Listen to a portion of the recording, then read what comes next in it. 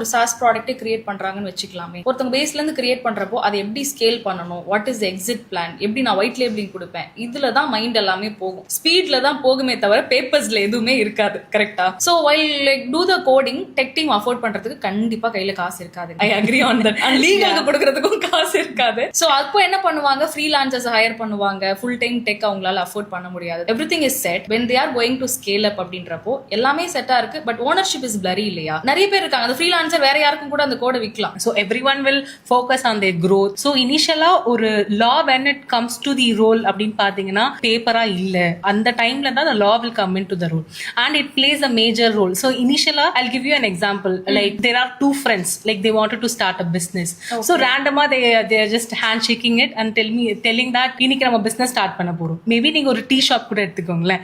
They will like handshake it and they wanted to start it. So when law come into role is monetary purpose. So money வரும்போது தான் அந்த லாவோட இம்பார்ட்டன்ஸே தெரியும். So like பேப்பர்ல வந்து there is not any documented thing. So இதெல்லாமே எடுத்துட்டு கோர்ட்ல போகணும்னா லைக் ஜட்ஜா கேட்கிற ஒரே ஃபர்ஸ்ட் கொஸ்டின் என்னன்னா டாக்குமெண்ட் எங்க. So the first thing is document பண்றது ரொம்பவே இம்பார்ட்டன்ட். ஃப்ரீலான்சர்ஸ் கிட்ட வந்து இனிஷியலா அக்ரிமெண்ட் யாருமே போடுறது கிடையாது. So for them like IP assignment அப்படின்னு சொல்லிட்டு they can give it for the developers or freelancer, யாரா வேணா இருக்கலாம். பட் அதுல வந்து ப்ராப்பரான கிளாஸஸ், லீகல் கிளாஸஸ் வந்து கண்டிப்பா மென்ஷன் பண்ணிருக்கணும்.